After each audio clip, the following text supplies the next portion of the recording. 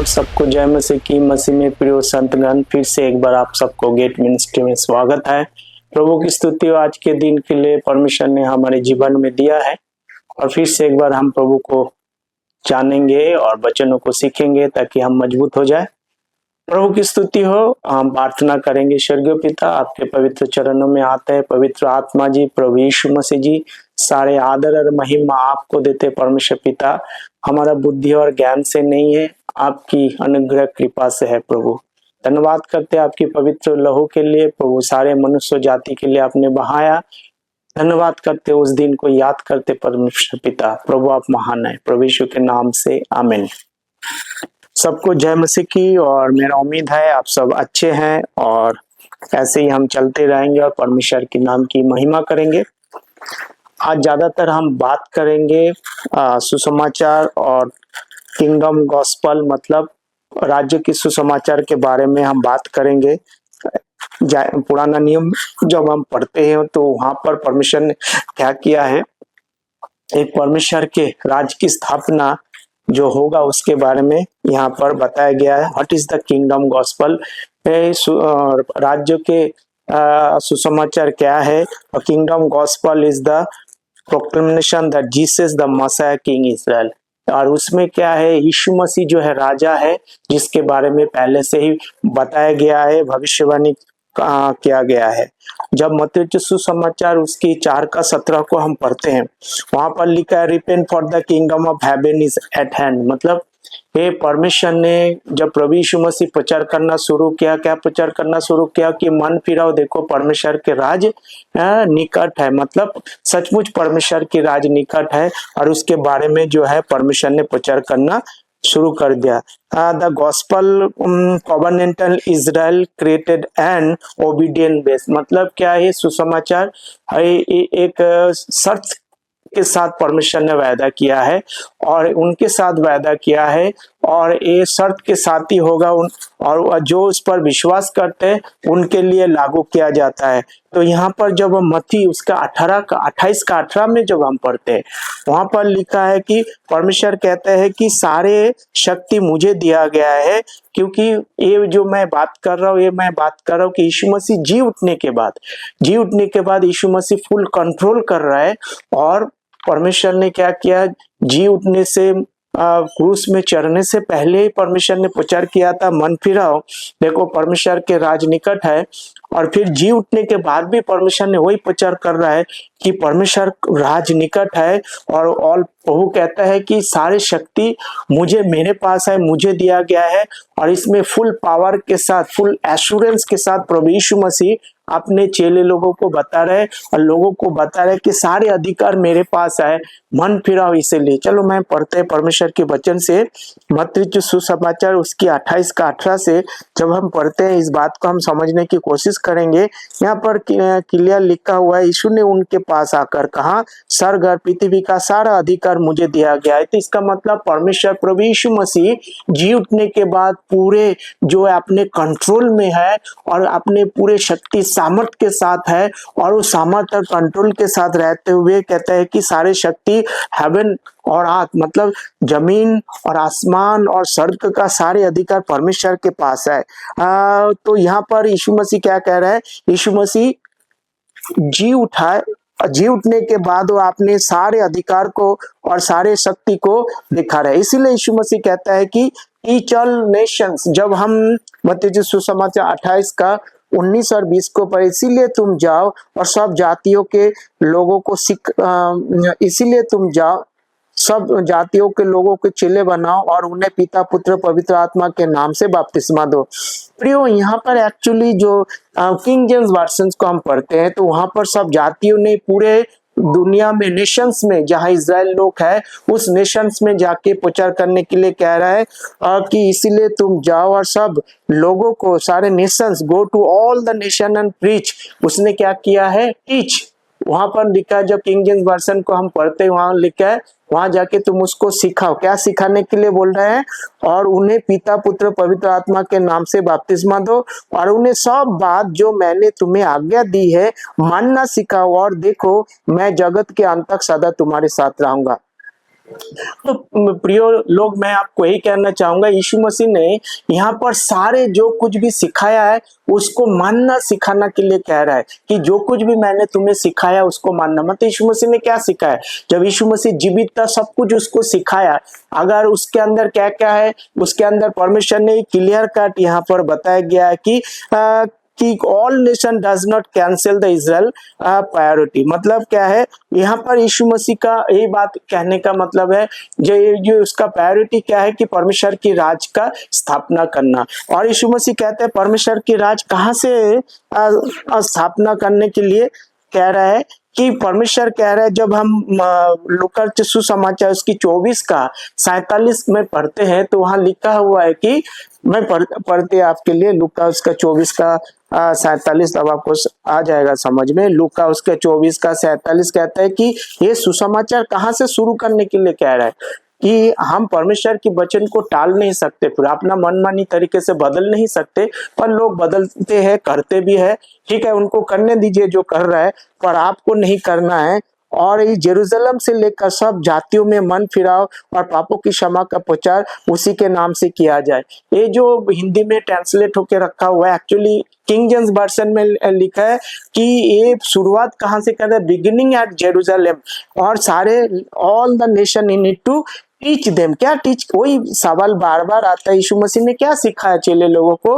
और वो जो सिखाया यीशु मसीह कहता है जी उठने के बाद उसी को कंटिन्यू कर रहे हैं और बोल रहा है कि वही तुम उसको क्या करो, सिखाओ। 47 में कहते हैं, मत लूका उसकी 24:47 में लिखा है, देखो, and the repentance and the remission of the sin should be preach in his name among all nations beginning at Jerusalem. तो यहाँ पर ऑल नेशंस में जो है पूरे राष्ट्र के अंदर वो शुरू कहाँ से करने के लिए कह रहा है कि वो कह रहा है कि तुम पूरे जगत में जाके और बिगिनिंग शुरू कहाँ से करने के लिए कह रहे हैं, जेरूशलेम से करने के लिए कर ले। ऑल नेशन का मतलब यहीं पर वही है जो इजराइल लोग रिपेंटेंस कहाँ से शुरू करने के लिए कह रहे हैं कि रिपेंटेंस की क्या आवश्यकता पड़ गया, क्योंकि परमेश्वर के एक राज की स्थापना होगा, इसीलिए प्रभु यीशु मसीह रिपेंटेंस के लिए कर रहा है, बोल रहा है कि तुम रिपेंटेंस कहाँ से शुरू करो। तो फिर से मैं आपको ये सवाल पूछूंगा, तो यहाँ पर यीशु मसीह ने क्या कह रहा था? यीशु मसीह ने वही कह रहा था जो कुछ भी मैंने तुमको सिखाया वो तुम वो क्या करो, उनको सिखाओ। वो सारे जो कुछ भी सिखाया, तो यीशु मसीह ने क्या क्या सिखाया? सारे कानून व्यवस्था सिखाया यीशु मसीह ने, और बहुत सारे परमेश्वर ने क्या दी, प्रॉमिस किया है उसको साथ, और ये तमाम चीजों को परमेश्वर ने सिखाने के लिए कह रहा है, उसको करने के लिए कह रहा है। वही बात यहाँ पर परमेश्वर कह रहा है कि ये तुम उसको क्या करो, ये सब सिखाओ। You shall be witness unto me both Jerusalem Judea Samaria nations. मतलब यहाँ पर यीशु मसीह ने क्या कह रहा है, जो 1:8 जब हम प्रेरितों के काम को हम पढ़ते हैं कि मेरा गवाह तुम कहाँ बनोगे, जेरूशलेम में बनोगे, यहूदिया में बनोगे, सामरिया में बनोगे, और पूरे जो है दुनिया में जाओ, और जहां पर जो है इज़राइल है उनको समझाओ। और जो कोई भी अगर जो इज़राइल नहीं है वो भी अगर विश्वास करते हैं तो उसको सारे जो कानून व्यवस्था को जो यीशु मसीह ने कमांड्स किया है उसको सिखाना पड़ेगा। अगर वो नहीं सिखाते तो ये तो उनके लिए तकलीफ है। तो जब मत्ती, फिर से एक बार मत्ती उसकी 28 का 20 आयत को हम पढ़ते हैं, वहां पर क्लियर लिखा है, तो केवल विश्वास काफी नहीं है, आपको क्या करना पड़ेगा, ये सारे चीजें को करना भी पड़ेगा, मानना भी पड़ेगा। केवल विश्वास से काम नहीं चलेगा, कर्म भी करना, जो जो कुछ भी यीशु मसीह ने सिखाया वो करना है। यहाँ पर देखिए 20 आयत को हम पढ़ते हैं, मत्ती उसकी 28 का 20 को पढ़ते हैं, और उन्हें सब बातों जो मैंने तुम्हें आज्ञा दी है, मतलब यीशु मसीह ने जो कुछ भी आज्ञा दिया है उसको मानना सिखाओ। क्या यीशु मसीह ने जो कुछ भी वो मानना करने के लिए दिया है वो किससे बात कर रहे हैं प्रिय लोग? क्या एक किसी और से बात कर रहा है? अब यीशु मसीह स्पेसिफिकली डायरेक्टली इजराइल से बात कर रहा है कि जो कुछ भी मैंने तुम्हें सिखाया उसको मानना सिखाओ, और देखो मैं जगत के अंत तक सदा तुम्हारे साथ रहूंगे। परमेश्वर के वचन है, परमेश्वर हमेशा क्या करेंगे, उसके साथ रहेंगे। ये सारे चीजों को अगर वो नहीं मानेंगे तो उसके लिए क्या क्या है, क्या क्या मानना सिखाना है। वहां पर जैसे एग्जाम्पल के लिए मैं बताऊंगा, मत्ती उसके 28 का 19 में कहते, वाटर बैप्टिज्म के बारे में कहते हैं, पानी का बपतिस्मा लेने के लिए कह रहा है। और उसके बाद क्या कह रहा है, जो उसको कानून व्यवस्था को पालन करने के लिए कह रहा है। मत्ती उसकी 5:17 से लेके 19 आयत तक जब हम पढ़ते, क्या तमाम व्यवस्था को तुम क्या करो, उसको पालन करो। ये ना समझो कि व्यवस्था भविष्यवक्ताओं का पुस्तक को लोप करने में आया हूँ, लोप करने परंतु पूरा करने आया हूँ। क्योंकि मैं तुमसे सच कहता हूँ कि जब तक आकाश और पृथ्वी टल ना जाए तब तक व्यवस्था के एक भी मात्रा, एक भी बिंदु बिना पूरा हुए छुप नहीं सके। इसीलिए नहीं लटेगा, पूरा हुए नहीं लटेगा।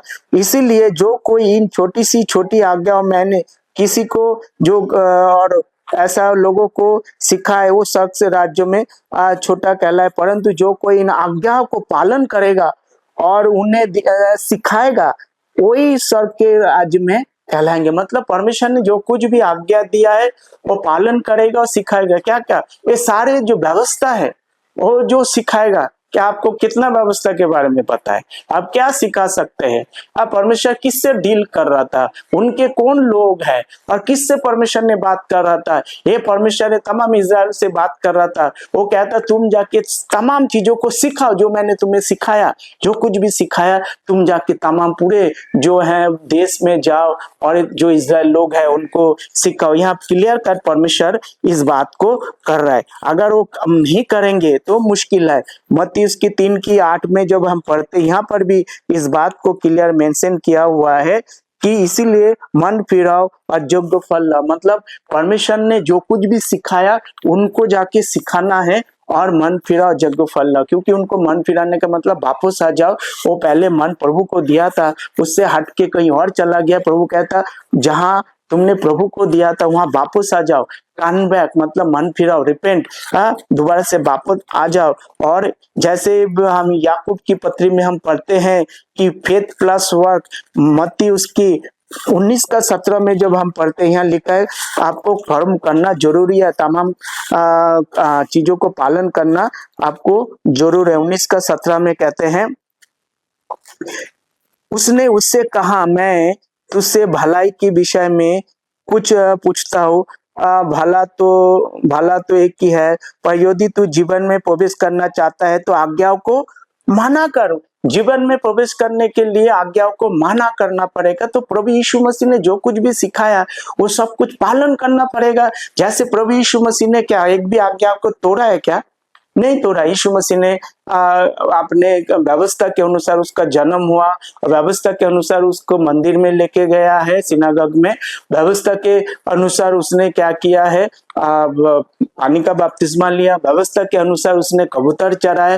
व्यवस्था के अनुसार उसने खतने वाले दिन उनको लेके गया मंदिर में। ये सब कुछ उसने पालन किया, सारे प्रथा को पालन किया और जो कुछ भी व्यवस्था में है और सब्बात को पालन किया, ये सारे व्यवस्था में है। और तमाम वो कमांडमेंट जो व्यवस्था में दिया है वो सब पालन करने के लिए यहाँ पर बताया गया। तो उससे आपको क्या समझ में आता है?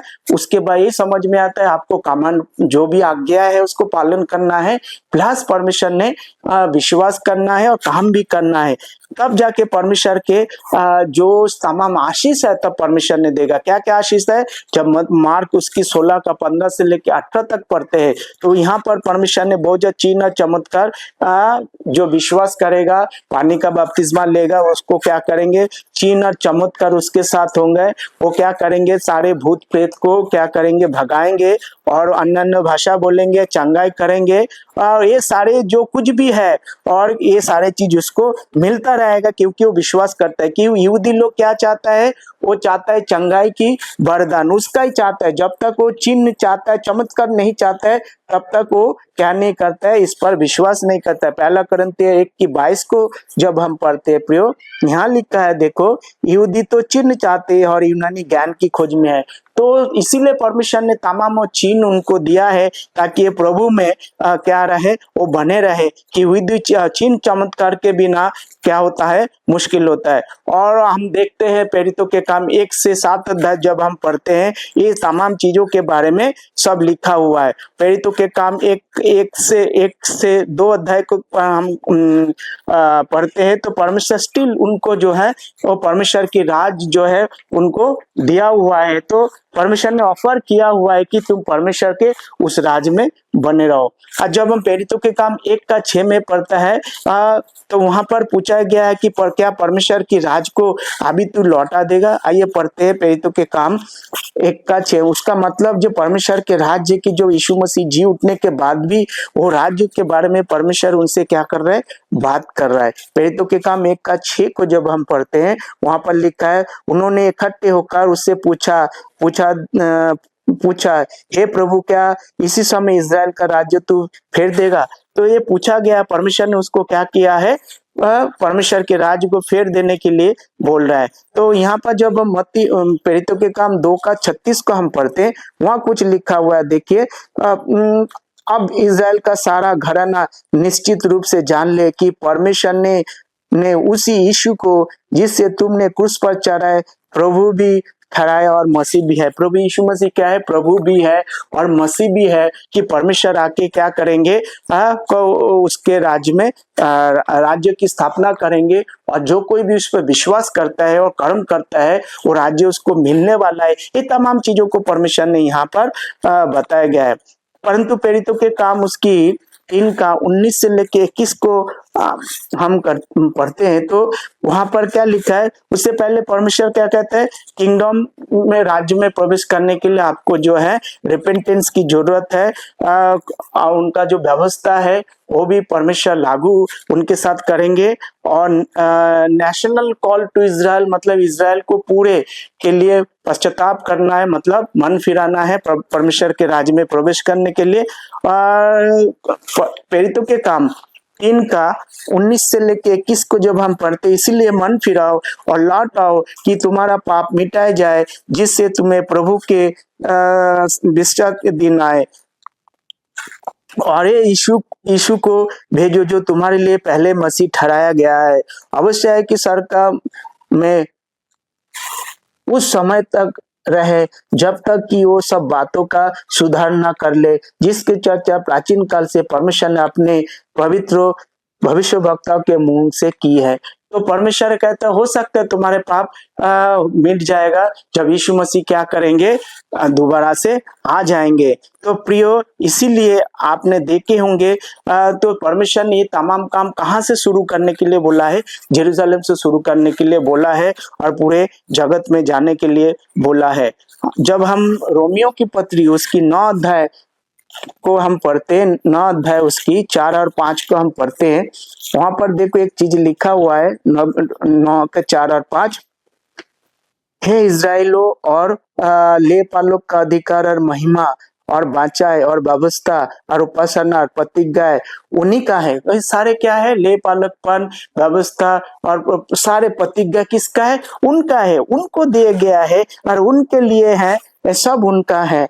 और पुरुष भी उन्हीं के हैं, मसीह भी, पुरखे भी उन्हीं के हैं, मसीह भी शरीर के भाव में उन्हीं में हुआ, सबके ऊपर परमेश्वर के युगा ने युग धन्य आमीन। परमेश्वर ने क्या बात कर रहे हैं यहाँ पर, हे इज़राइलो और लेपालकपन का अधिकार और महिमा और बाचाए और व्यवस्था और उपासना और प्रतिज्ञा, उन्हें सब कुछ परमेश्वर ने उसको दिया है। और उसको क्या करेंगे, परमेश्वर उसको क्या करेंगे, ब्लेसिंग देंगे। ये तमाम बातें उनके लिए बताया जा रहा है, ये तमाम चीजों को उनको करना जरूरी है। इसीलिए किंगडम परमेश्वर ने जो वादा करके रखा हुआ है उसको देने के लिए बताया गया है। जब आयज़ाया नबी उसकी 2 और 3 हम पढ़ोगे तो वहां पर इस बात को भी कुछ बताया गया है कि ये सारे जो चीजें मैं बोल रहा हूँ प्यो, इसको समझने की कोशिश करो कि ये सारे बातें इज़राइल के लिए बोला गया है, ठीक है ना। वो ये सब चीज करेगा तो उसको परमेश्वर क्या करेंगे, फिर से लौटा देगा। आयज़ाया उसकी 2 अध्याय 2 और 3 अंत के दिन में ऐसा होगा कि यहोवा के भवन का पवित्र सब पहाड़ों पर दृढ़ किया जाएगा और सब पहाड़ों से अधिक ऊंचा किया जाएगा और हर जाति के लोग धारा के समान उसकी ओर चलेंगे। बहुत से देश के लोग आ गए और आपस में कहेंगे, आओ हम यहोवा के पर्वत पर चढ़कर याकूब के परमेश्वर के भवन में जाए। अब तक उसके अपने मार्ग सिखाएंगे और हम उसके उसके पथ पर चलेंगे, क्योंकि यहोवा का व्यवस्था सिय्योन से और उसकी वचन यरूशलेम से निकलेगा। प्रियो, ये सब बातें जो है भविष्यवाणी करके रखा हुआ है कि सभी लोग उसके ऊपर चलेंगे, पूरा दुनिया उसके ऊपर विश्वास करेंगे और चलेंगे। ये किंगडम में सब होने वाला है। तो प्रियो, मेरा कहने का मतलब जो किंगडम जो परमेश्वर ने ऑफर किया है ये इजराइल को किया है और उसको जो है पालन करके ही वो चलना पड़ेगा।